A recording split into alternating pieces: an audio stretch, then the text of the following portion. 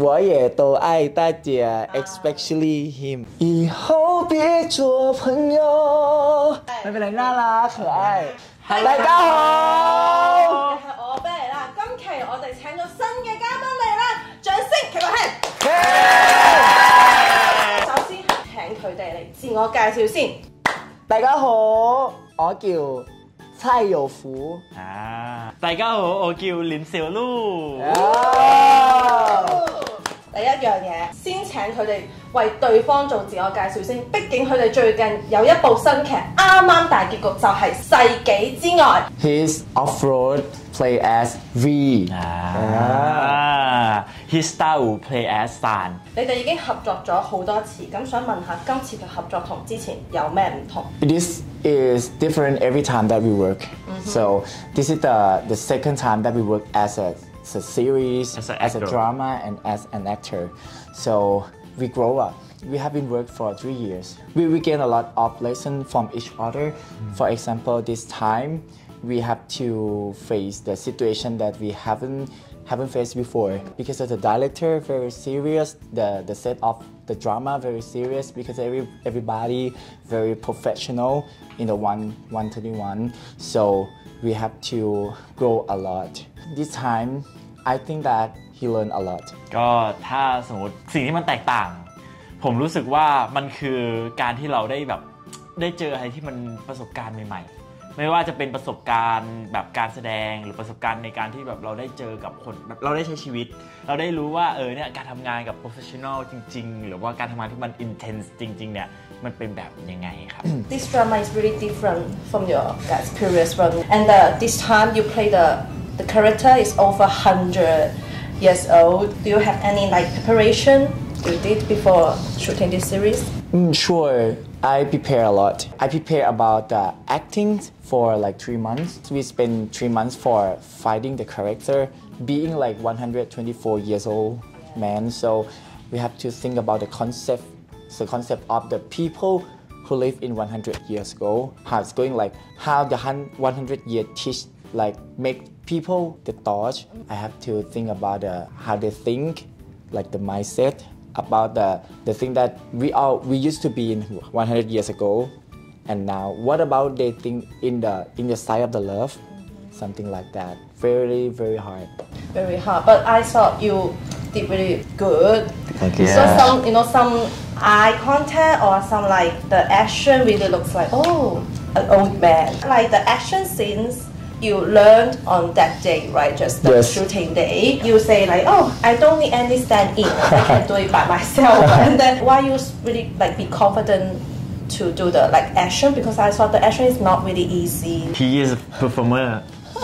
Actually, I didn't have that confidence, but I think that I play as a son. So in the action, there's more. It's not just we just punch and kick. They have an emotional of the fighting scene,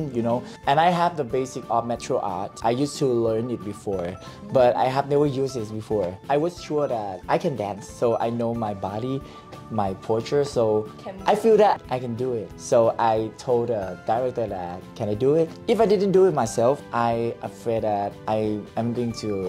เสียดาย It's a good chance, good opportunity for you to try to do the action scenes, because I know it's not really easy and usually in any Thai series. It's also a lot of some Chinese culture, right? As a Lao Tzu Gong,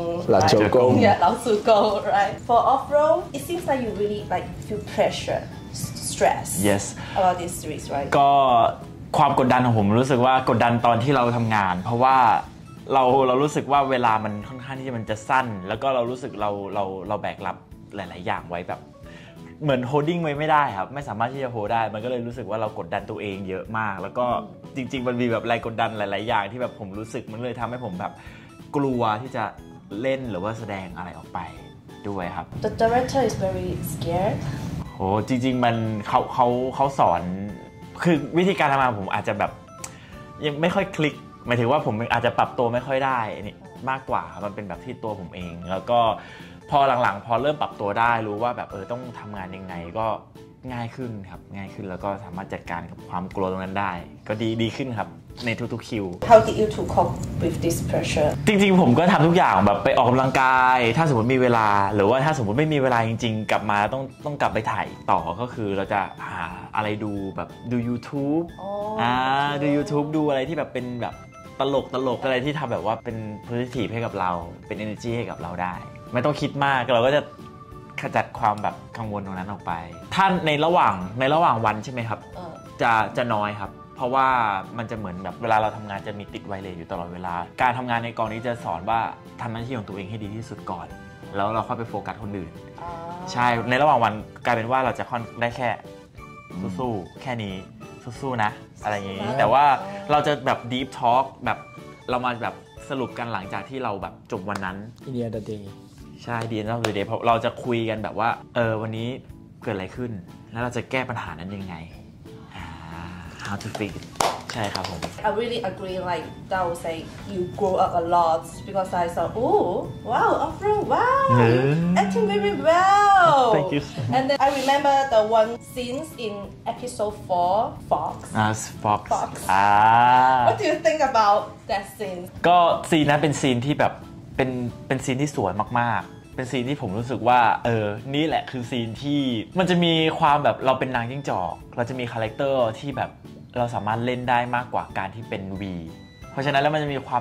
เป็นแฟนตาซีมีความแบบเป็นนางจิ้งจอกแล้วเรารู้สึกว่าซีนนั้นมันมีอุปสรรคเยอะไปหมดไม่ว่าจะเป็นของผมที่แบบเวลาเราคลาดมันจะบังหน้าแม้กระทั่งเล็บนี่คือแบบไม่ติดเป็นกาวสองหน้าเวลาเราทำอย่างเงี้ยมันจะหลุดมันจะหลุดใช่ครับมันจะหลุดออกแล้วเสื้อที่มันยาวมากๆด้วยเวลาเราคานอยู่มันจะทับเสื้อตัวเองเพราะซีนนั้นมันทำให้เรารู้สึกแบบจัดการตัวเองได้แบบโอเคเราจะ how to แบบแก้ไขปัญหายังไงใช่ครับแล้วก็พอมันออกมาเห็นแบบในทีวีเรารู้สึกว่าว่ะมันสวยมากๆเลยครับผมชอบมากเลย I feel like how shy แล้วก็ผมชอบตรงที่ผมได้แกล้งเขาด้วยใช่ครับเหมือนได้เอาคืนในชีวิตจริงเพราะว่าเขาชอบแกล้งผมโอเคเข้าใจแล้วเข้าใจใช่ไหมครับเข้าใจแล้ว V the character is really like straightforward really always very happy cheerful it's really similar to yourself ถ้าอะไรที่คล้ายผมรู้สึกว่ามันจะเป็นในเรื่องของ energy ที่ไปในทางที่มันบวกเหมือนกันแต่ว่าสิ่งที่ผมรู้สึกว่า V กับผมไม่ได้คล้ายกันมากขนาดนั้นมันแค่มีเรื่องของความลำบากหรือว่าการสู้ชีวิตมันจะมีคล้ายกันตรงนี้แต่เรื่องของความคิดค่อนข้างที่จะแตกต่างแบบ V จะค่อนข้างใช้ emotional ในการที่จะ lead to the life แบบ lead ตัวเองในการที่จะทำอะไรต่างๆแต่สมมุติเป็นผมเนี่ยผมจะใช้แบบ logic คิดเยอะอะไรเงี้ยสมมุติถ้ามันไม่ได้เวนั้นผมอาจจะแบบทำไปจนสุดทางTJ เหรอครับ MBTI ไม่รู้เลยอ่ะน่าจะเป็น F ไม่ใช่สีฟ้าตัวสีฟ้าเคยทำแบบทดสอบแล้วเหมือนผมจะเป็นคนสีฟ้าแบบเป็นตัวที่แบบใช้ความคิดเยอะมากอะไรเงี้ยครับแต่ V เนี่ยเขาจะสมมุติถ้าไม่ได้เขาจะหาวิธีอื่นไปเลยส่วนผมอาจจะสตั๊กอยู่กับวิธีนั้นอยู่咁咧今次呢個 theme song you sing the Chinese version right 期待你 Can you sing a little bit OK 你是我今生唯一期待那么心拥你我拥有依赖忽闻酒里之怀忽闻我竟淡白相信就有翻你软在Singer 谢谢 You often cover some Chinese song I remember the really famous song 丢了你 Which one like other one Chinese song is your favorite Actually I used to watch the Chinese TV show so 我很喜欢那个创造营你知道我看从第一 season 我喜欢那个 Agent Light 逆光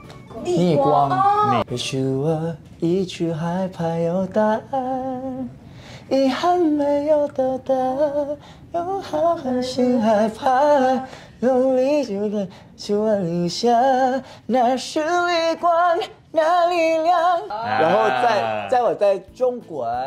训练的时候因为我参加过男团节目，我练了很多中国歌 ，for example like 杰杰林啊，除了你，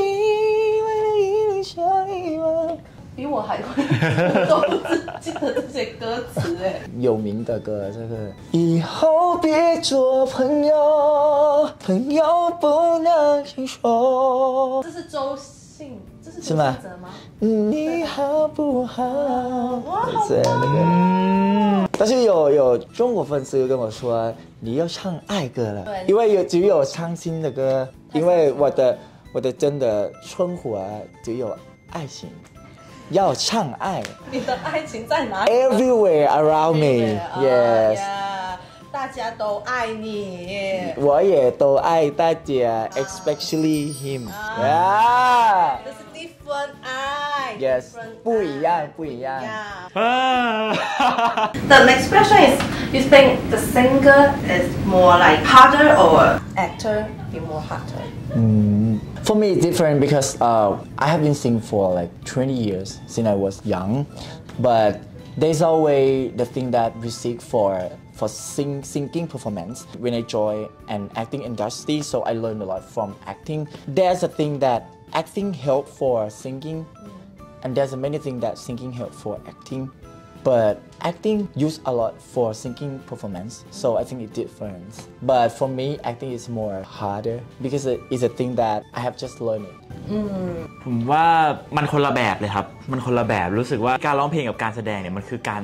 สื่อสารด้วยกันทั้งคู่ผมว่าเอามาใช้ส่งเสริมด้วยกันได้หมายถึงว่าสมมติเราร้องเพลงมันก็คือการสื่อสารโดยการใช้บางทีเรา acting to singing ได้อย่างเงี้ยรู้สึกว่ามันมีความสนุกคนละแบบแล้วผมรู้สึกว่าอยากที่จะแสดงไปด้วยแล้วก็ร้องเพลงไปด้วยแบบไปเรื่อยๆเพราะว่ามันก็มีอะไรให้คนหายเยอะเลยครับอะไรยากกว่าตอบไม่ถูกอ่ะเหมือนตอนนี้ผมยังแบบเหมือนเพิ่งเริ่มต้นครับมันยังแบบรู้สึกว่ามันไม่รู้อ่ะมันเหมือนไม่รู้อ่ะ But for me, I back to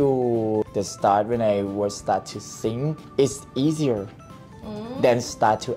act. Yes, because you know you can sing, but you're not sure if you can like act. Yes. It's something you have to try. Yes, because acting is like being another character. Yes. What about the NC scenes? I don't want to ask this question, but you know everybody wants to know about that. ง่ายครับง่ายมากเพราะว่าด้วยความที่เราสองคนอ่ะไม่ได้แบบว่าไม่ได้เขินอายกันอ่ะก็รู้สึกว่าเราสามารถที่จะเล่นได้อยู่แล้วแบบว่าให้ทำแบบอะไรก็ทำได้หมดเลยครับ Because we have no boundary about this thing, so we talk each other before we enter the scene that we just play as a character. What you want to do in the scene, just do it. อยากทำอะไรก็ทำไปเลยเพราะว่าด้วยเราไม่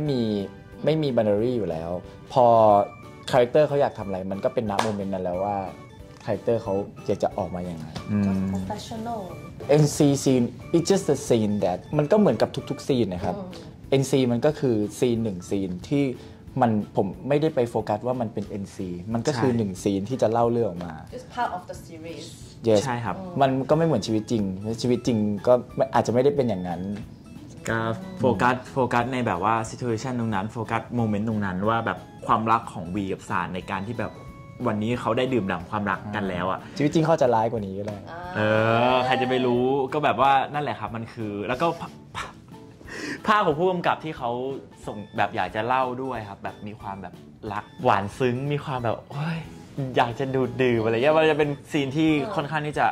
โรแมนติกมากๆใช่ครับI saw some interview like the overall said that if you become like really rich people and then you will take care of Dao.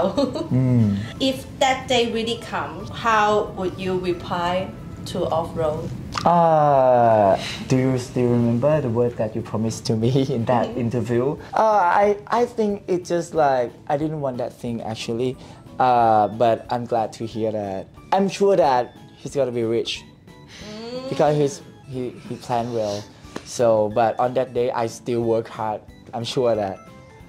But I'm glad to hear that, you know. If the day really comes. Yeah, I'm gonna say that. Oh, can you like เลี้ยงพี่ได้ไหม ได้ถ้าสมมติแบบผมรวยมากๆเลี้ยงได้ครับไม่เอาสมมุติแบบรวยมากๆแค่รวยได้ไหมแค่รวยเหรอเท่าไหร่ถึงจะเรียกว่ารวย ถ้ามีสักแบบว่าเนี่ย10 ล้านก็เลี้ยงพี่ได้แล้ว โอ้โห10 ล้านไม่ได้ 10 ล้านก็เลี้ยงพี่ไม่ได้หรอ 10 ล้านไม่ได้จริงๆแล้วไม่เลี้ยงพี่ไม่ได้จริงหรอ10 ล้านอ่ะ โอ้10 ล้านมันน้อยมาก100 ล้าน100 ล้านพอได้100 ล้านพอได้ครับ speak ดูกับมองทรัพย์สินอยู่นะ Would you like to say something to your fans ครับผมก็จริงๆขอบคุณแฟนคลับทุกๆคนมากเลยนะครับผมไม่ว่าจะเป็นแฟนชาวไทยแล้วก็อินเตอร์แฟนทุกคนนะครับขอบคุณที่มารู้จักกันแล้วก็ขอบคุณที่ติดตามผลงานของพวกเราทั้ง2 คนพวกเราสองคนเนี่ยก็อยากจะมีผลงานออกไปให้ทุกคนได้เห็นอีกเยอะๆเลยแล้วก็ยังไงก็เป็นกำลังใจให้กับพวกเราด้วยนะครับ For all the fans it's my honor to know you today so I very appreciate that having you guys support us พวกเราดีใจมากๆนะครับแล้วก็โดยเฉพาะผมคือการมีอยู่ของแฟนคลับทุกคนเลยนะครับมันเป็นหนึ่งในแรงซัพพอร์ตของพวกเรามาตั้งนานแล้วก็จริงๆเราโตขึ้นมาได้ตั้งแต่แฟนคลับ1 คน10 คน100 คนจน1,000 คนจนถึงทุกวันนี้นะครับเราใส่ใจแฟนคลับทุกคนมากๆเราเลยถึงแม้ว่าทุกวันนี้ด้อมจะใหญ่ขึ้นก็ตามผมต้องไปดูใน X ตอนนี้ต้องลามไปส่องในเว่ยปัวแล้วนะครับผมก็ยังพยายามดู react ว่าทุกคนแบบว่าสนุกไหมกับการติดตามพวกเรานะครับก็สำหรับผมขอให้แค่ทุกคนมีความสุขว่าจุดสิว่าง你们关注我了，有开心，我也开心，因为你的开心也是我的开心。So the interview part is end of this. We have games. 1 2 3 บัตเตอร์แบร์ 1 2 3ไม่ทันแล้ว ไม่ทันหรอ ไม่ทัน โอ้โหอะไรอ่ะเจอเลยทันไม่ได้อ่ะทันไงเขาพูดตอน3 นาทีเมื่อกี้ก็ทันแต่มันเลิกพอดีไงโจบอ่ะไม่เป็นไรน่ารักเขย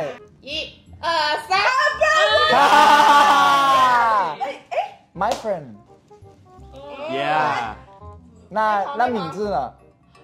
太伤心了 S โคล่ะ S โดราเอมอนภูมิไม่ใช่โดปอนไงคีมร้องปอนไงโนภูมิใช่ไหมคะ No ปอนภูวินปอน No เมื่อกี้ก็พูน No เหมือนกันเอาใส่ดีๆสิดีๆแล้ว1 2 จูเนียร์ครับนันทวนจูเนียร์ from the Atlas your favorite no my favorite is Atlas one นี่ last มาสนุกอ่ะลาบูนี่ท้ายควายเหรอเลมอนeasy มาก very easy 1 2 3 1 2 3 1 2 3พาเวลอ๋อที่บิ๊กไบค์ไงขับบิ๊กไบค์ใช่ป่ะโอเค it's cute โอเคกี่โยมี1 2 3โอเคชื่ออะไรคะเบลล่าโอเคชื่ออะไรคะเบลล่าเบลล่า1 2 3โอเคออฟโร1พันโฟอีฟโอเค1 2 3太卑鄙啊Yes No it's wrong 太坏了你听不懂吗 No เมื่อกี้ยูบอก我喷哦我不知道啊หล่อมาก1 2 3เจเลอร์อัพโหลดI take this photo 这个照片 No 1 2 Bright สไปเดอร์แมน最后一个啦最后一个 OK 1 2为什么在海里面น่ารัก那有 only have two นะ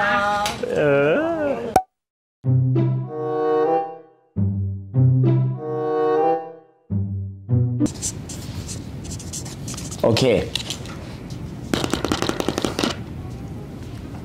คิดนานมากโอเคนี่ต้าอูจะทำอะไร I wake up and I become girl so I'm gonna like ล้างหน้าแปรงฟันหนีตกใจร้องไห้ร้องไห้เปลี่ยนร่างออฟโรดคิดว่าต้าอูจะไปช้อปปิ้งใช่ครับ ช้อปปิ้งแบบว่าแบบซื้อเสื้อผ้าสวยๆซื้อเสื้อผ้าสวยแล้วก็ซื้อแบบเยอะด้วยแล้วน่าจะถือถุงหลายๆถุงอะไรอย่างเงี้ยคือแบบช้อปปิ้งไง I can't imagine being woman very hard เสื้อผ้า很多了但是 and it's more option to choose หนึ่งนี่นานจังอ่ะจริงจังเกินน้องจริงจังเกิน 2 hours later โอเค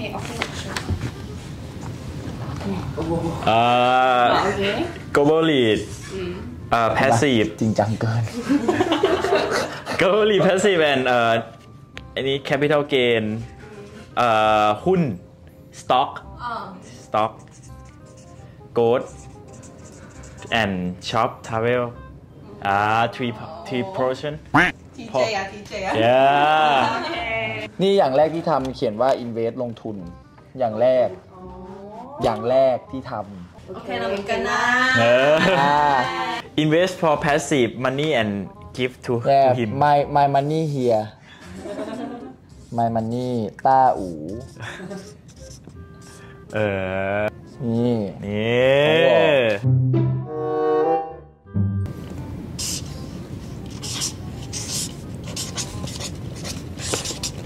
ต่อ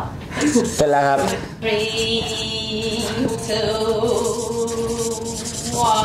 โอเค1 2 3ก็ผมก็จะประชุมครับแล้วก็จะประชุมวางแผนเกี่ยวกับ artist strategy ในการที่จะเรียกศิลปินทุกคนเข้ามาวางแผนให้กับตัวเองแล้วก็วางโปรเจกต์ให้แต่ละคน แล้วก็จะคุยกับทีมโปรดักชันว่าวางแผนแบบว่า positioning ช่องวันว่าสร้างทำมาตรฐานให้เหมือนกันในทุกๆอย่างตามระดับและเลเวลต่อไปครับเหมือนกันแต่ว่าไอ้นี้ของเขาเป็นฟีลแบบว่าเขาถนัดในด้านตรงนี้ไงเขาที่ถนัดทุกด้านถนัดทุกด้านหยอกไม่เขาถนัดในด้านนี้แล้วผมรู้สึกว่าเขาแบบอินกับด้านนี้ก็อาจจะทำตรงนี้แต่ว่าเขาก็ทำได้หมดนะครับดูที่อาร์ติสถ้าอาร์ติสทำไม่ได้ก็ทำอย่างอื่นงานของล่าสุดจริงจังมากของท็อปโลก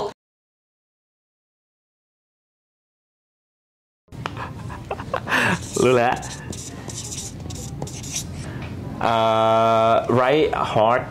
and go to sightseeing it's beautiful being entrepreneur find something value in that time and sell to make him rich ทำแน่นอนใช่ไหมใช่ค้าขายเก่งกำไรก็คือแบบว่าcreate the foundation makes the legacy for the cousin waiting for bitcoin waiting for bitcoin โอ้โหโซลองเลยนะนานมากเลยนะ 200-300 ปีก็คือรวยอ่ะเขียนพินัยกรรมไว้ว่าปีนี้ซื้อเท่านี้ซื้ออย่างนี้แล้วอย่างนี้ต่อปีนี้อยากลือลงทุนตรงนี้ buy a property ซื้อทุกอย่างโอเคเฮ้ยสนุกอ่ะเก่งมากแล้วค่ะสนุกมาก Thank you for watching and please subscribe ยังไงก็อย่าลืมติดตามผลงานของเราต่อไปด้วยนะครับแล้วเจอกันแล้วฮะ